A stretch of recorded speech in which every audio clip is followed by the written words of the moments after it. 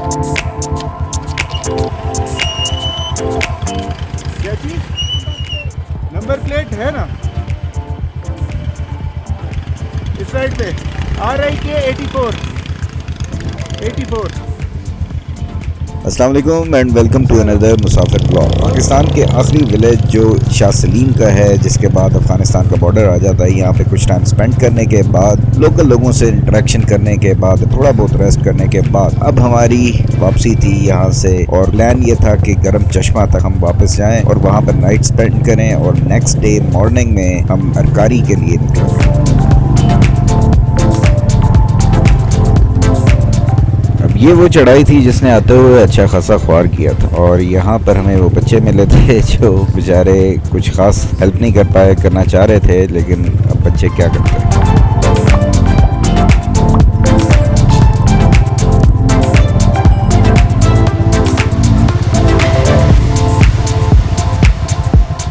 यहाँ पर लेफ्ट पे वही गर्म चश्मा निकल रहा है जिसका पिछले व्लॉग में भी हमने देखा था कि जो चेक पोस्ट है उसके साथ से वहाँ से पानी निकल रहा था। तो ये शुरू में भी यहाँ से पानी निकल रहा था और यहाँ पर कुछ लोकल ख़वातीन ने कपड़े वगैरह धो रही थी।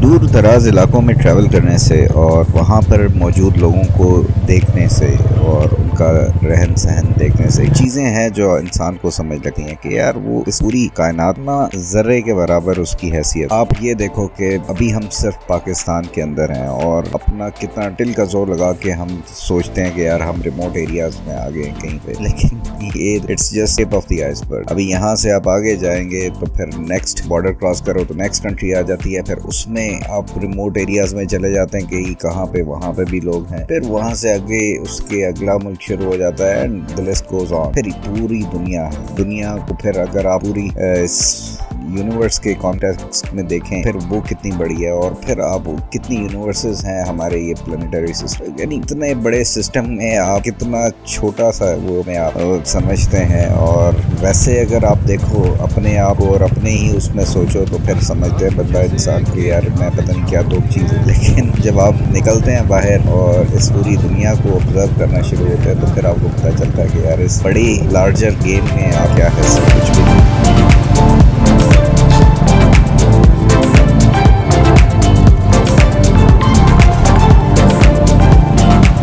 किसी भी टूर पे किसी डेस्टिनेशन से फिर वापसी का सफ़र जो होता है वो थोड़ा स्पीडी होता है, क्योंकि एक तो कुछ नया आपने देखना नहीं होता और रास्ता भी तकरीबन आपने सारा देख लिया होता है, तो आपको आइडिया होता है कि कहाँ पे ज़्यादा डिफ़िकल्टी आनी है, तो आप मेंटली प्रिपेयर होते हो। अदरवाइज़ आप फिर खींचते आते हो ताकि जितना जल्दी हो सके आप नेक्स्ट जो आपका प्लान है उसके मुताबिक वहाँ पे पहुँच जाओ। अब क्योंकि शाम ढल रही थी तो हमारी कोशिश यही थी कि जितनी जल्दी हो सके दिन में हम गर्म चश्मा पहुँच जाएँ।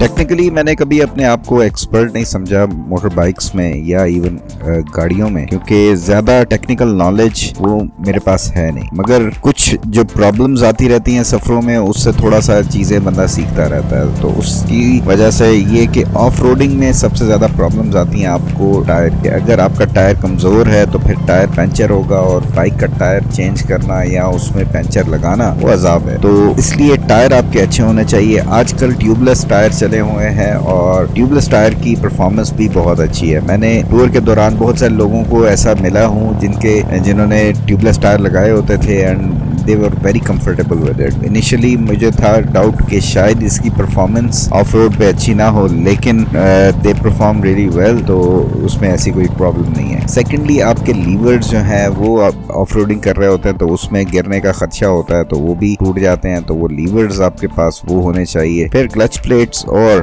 ड्रम का बुश, ये दो चीज़ें हैं अगर आपकी, तो ये चीज़ें भी आपके पास हों तो बेहतर है, क्योंकि जब आप चढ़ाइयों पे चढ़ते हैं जोर लगाते हैं या फिर आप नीचे उतर रहे होते हैं तो उसमें फिर आपका प्रॉब्लम आ सकती है। बाइक की जो कंडीशन है अगर वो ड्रम बुश वीक हो गए तो सारा जोर क्लच प्लेट्स पे आएगा, तो उसकी वजह से प्रॉब्लम बन सकती है। तो इफ़ यू कैन तो इनको भी स्पेयर अपने पास कैरी कर लें।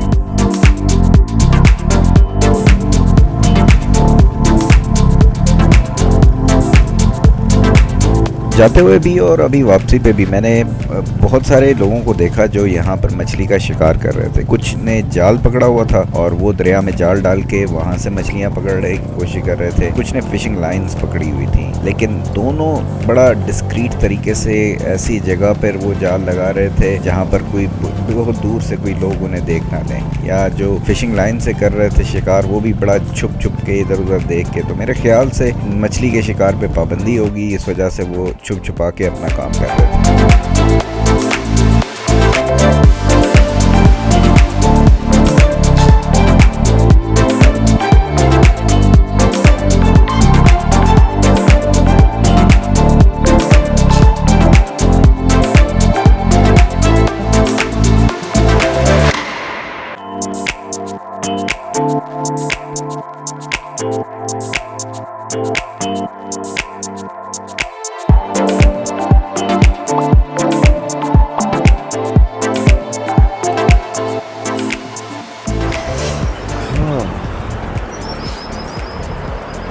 ये जनाब पैराबिक और गबोर, उसके बीच में एक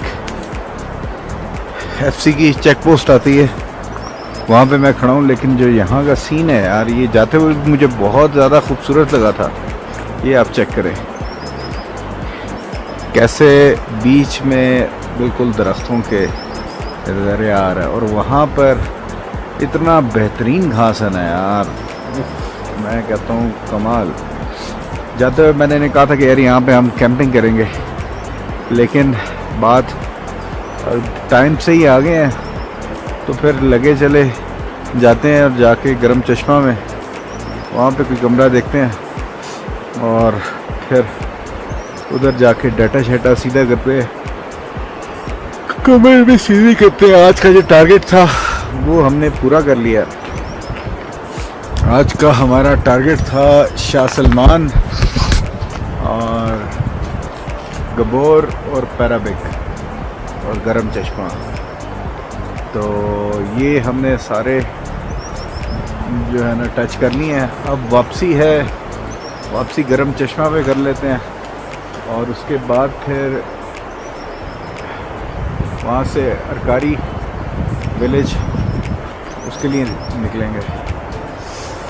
ओए ठंड लग रही है, ठंड लग रही है। चलें जी आगे चलते हैं।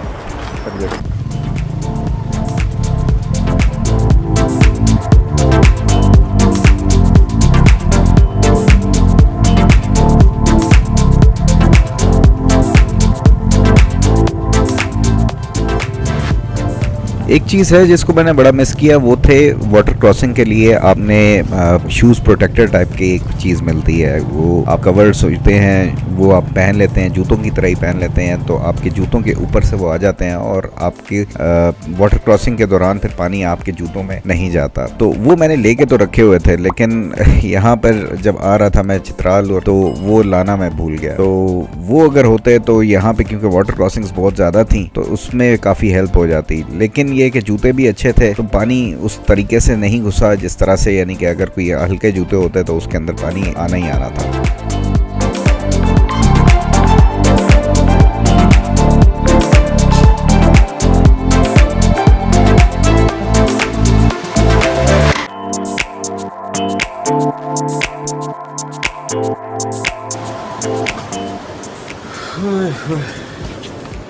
अच्छा जी, तो ये है जनाब आज का रूम गरम चश्मा में, होटल।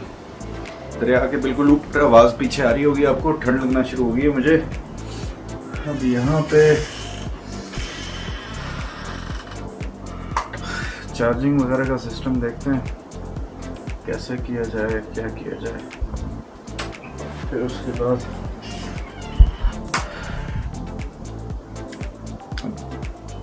बैठते हैं, देखते हैं क्या करना।